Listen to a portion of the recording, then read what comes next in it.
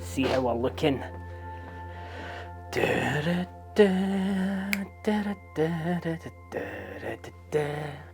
See my face with my sexy hat.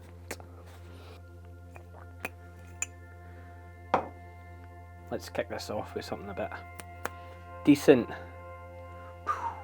Ooh, we're going to go Thompson Brothers Sherry Blend, which is a satisfying pop. I'm going to go in too deep. Copyright, some 41. What a banger of a bottle. In a good way. Okay. David Copperfield style. Let us begin. Christ, it's bright doing this. The amount of light I've had to do to try and get some sort of depth background on this. Anyway, welcome. You're not here to listen to me talk about lights. Welcome to the first episode of this channel, Drinks Whisky. I'm your host, because I drink whiskey, and we're here to do something just a wee bit different. You'll see, it's almost, I'm going to try it out. I'm going to try this one as a wee bit of a short form episode of sorts. Then we're going to split out into different types of themes episodes where we basically go on the pursuit of whiskey. There'll be episodes where we go on the drinking of whiskey. There'll be episodes where whiskey is the social lubricant, shall we say. But this is very much just my way of kicking it off. These lights are blinding, by the way, just so you know the things that I'm putting myself through. There's literally flashes of light. I now understand why Casey Neistat wears sunglasses. I can't get away with wearing sunglasses in the Black Lodge though. This is the Black Lodge. This is my home bar that was built during the pandemic. I was going to not mention it, but we've all went through it. And this has been where I went on a massive whiskey journey for the last few years. As you can tell, I'm Scottish. People kept buying me whiskey, didn't drink it. Lockdown hit and I discovered WhiskeyTube on YouTube. The amazing channels that are out there, the educational pieces, the stern reviews, the angry reviews, the excited reviews, the tastings, the debates, the VPubs. And I just thought, you know what is missing? A bit of a kind of UK bit of fun. Now, Whiskey Tribe, they do it great from the States point of view. We don't have anything like that going on here. And I thought, let's bring a bit of fun back. So you'll see in this episode, there's highlights from the Whisky Show, where after a few drams, I decided to be a roving reporter and go and ask some questions, which we'll cut into. There's some attempts at holiday dram reviews. That went interesting, to say the least. And there's also a little bit of pointless pursuit. The fun stuff when you're on holiday or you're somewhere different and you go hunting to see what bargains you can find. So I'm going to cut all that in here. This is the intro. Welcome to Drinks Whisky, and I'm away to rub my eyes. Cheers.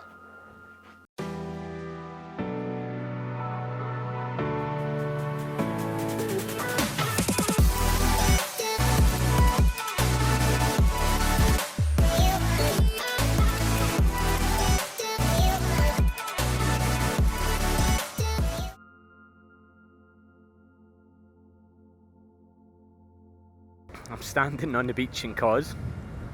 Came down here to try and make some sunset whiskey content, and you'll see it being recorded just now, but the reality is it's windy as balls, so there won't be any of that content. So we're just going to get some nice scenic stuff, and then maybe a couple of shots of me looking very serious drinking a whiskey. So please sit back and enjoy. What you're seeing me do here is try to do a wee tasting. I thought it'd be nice, be sunset, here we go, wee tasting of a 30-year-old Thompson Brother Islay malt that I've had as a sample that I bought as a split. And then I thought, you know what, I love this so much, let's take a romantic walk with it. So we took a wee romantic walk, sunset on the beach, summer nights and all that kind of stuff, drifting away. Then I realised that there was a couple just watching me from afar, kind of like, what is this guy all about? Then I was like, maybe I'll give a wee recap to the camera. No, absolute disaster.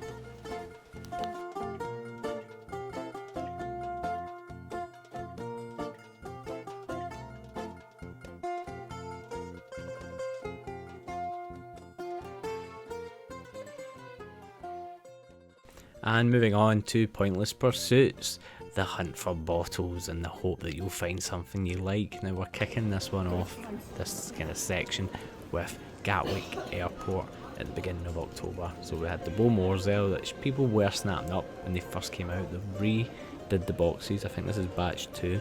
But outside of that, there just wasn't a huge amount that caught the eye, to be honest. I was hoping to pick up a bottle of Ardbeg, Ugdal, but they never even had any Ardbeg at all in the store, which seemed a bit strange because it was a big retail area. There was loads of Aberlour, Glen Grant, Tamnavulin, there was Glendronach 10, there was some Obens, there were the standard bourbons kicking about. Oh, check that out, the Feta Cairn up there. It's such a missed opportunity. They could really showcase some great whiskies in these duty-free stores. I know Macallan have their boutiques at Heathrow, but we weren't even getting a sniff of that at this one. I slowly panned through this because I know a lot of people like to just see what's going on in the airport, the prices. Again, Glenmorangie, there's nothing special going on here. You've got that 16, you've got that 12 travel retail. It's not grabbing the attention. Standard Glenmorangie, which it's cheaper in the supermarkets currently, and it's cheaper. That's the old branding as well. They've not even updated it at this point. Glenfiddich, they've come out with new ones. There's some Balvenie, but really overall, really disappointing Gatwick.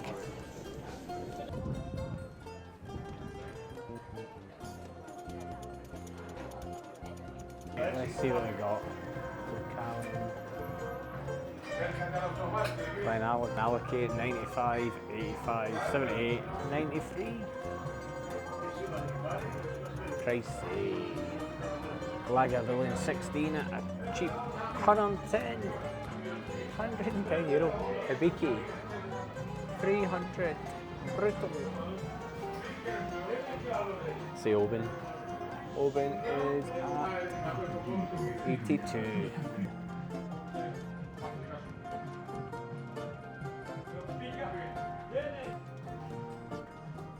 That's who I met. That's the guy. Do you want to get a picture with?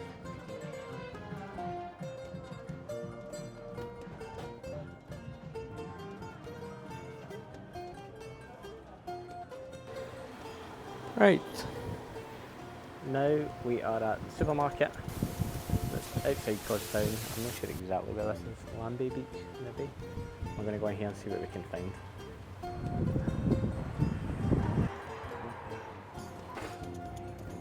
Here we go. The water.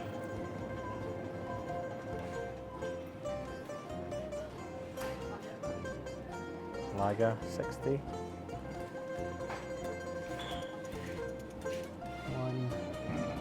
Let's see, what's that? 180. 108. 60.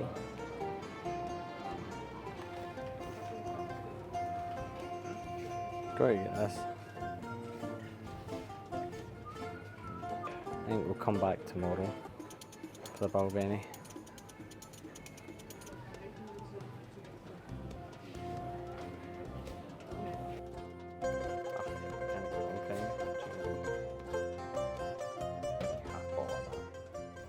Sorted.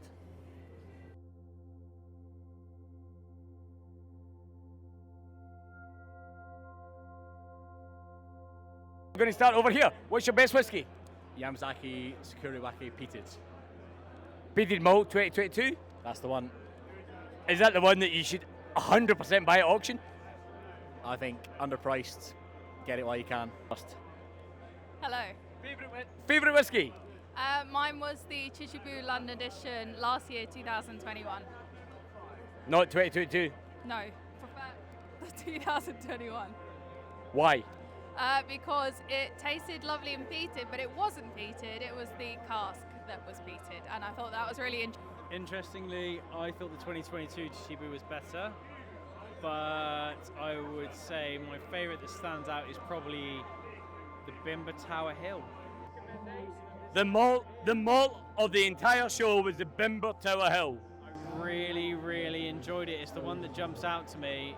If it's not that, then it'll be the Chichibu 2022. Okay, well that was controversial.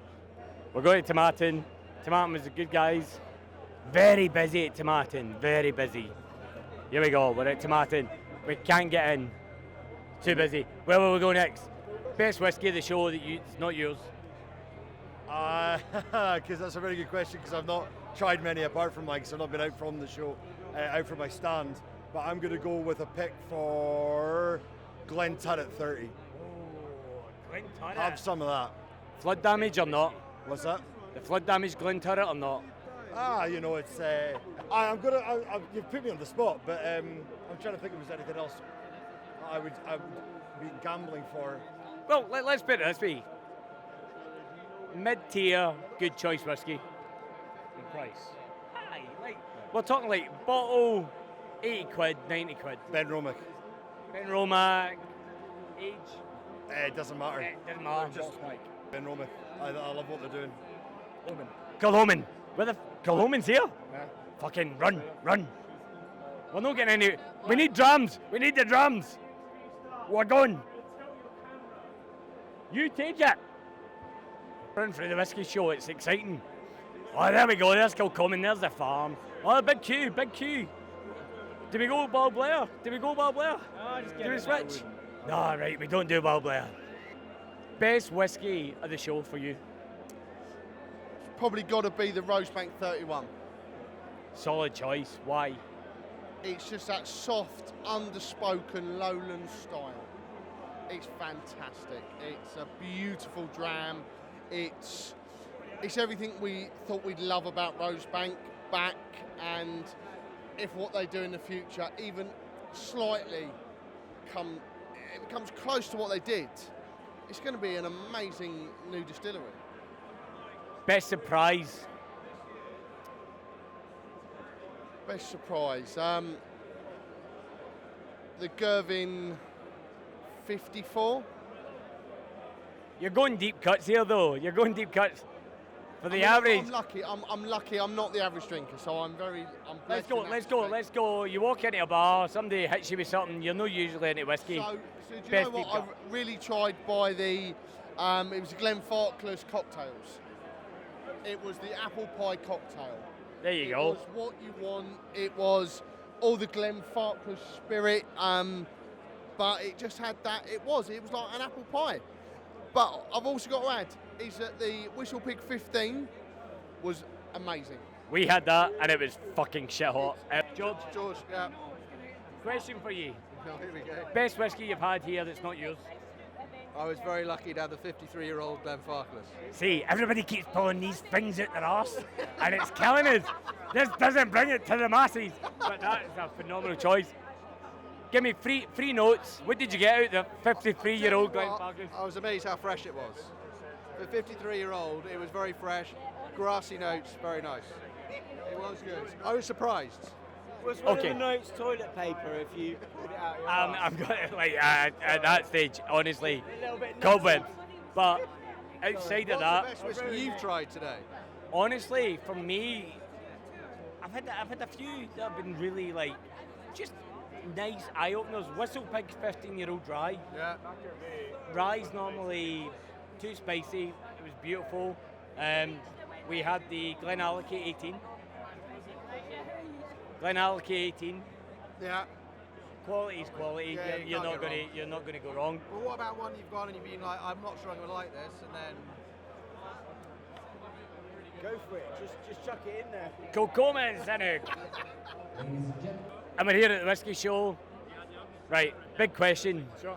Best whiskey you've had, it's not yours. Sure. So I've mainly been on my stand, so I haven't tried a lot here, but I've tried really lovely Le Chic wine cask, 9-year-old grape, and there's a little bit of Little Mill going around, and that's always a treat. Delicious.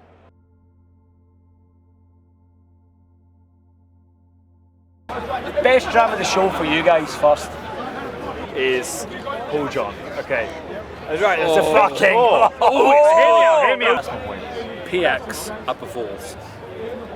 4 years. Oh, that's one fucking... I'm about to say, I've got... He's gone! Cut. What is this? This is Drinks Whisky. This is the first episode of many. They're going to have different themes, but they're all going to do with the pursuit, the enjoyment, the fun of whiskey. Yeah, well, come along and just try and stick with me. I know it's a bit flung together, it's a bit haphazard, but the best things come together, I hope. That's not even a phrase, but let's make it a phrase. Anyway, cheers guys, and here's to a banger of a dram. Just for the record, banger as in like really good. And where I'm from, the east end of Glasgow, a banger means crap. I'm not meaning that. I've been down in London too long.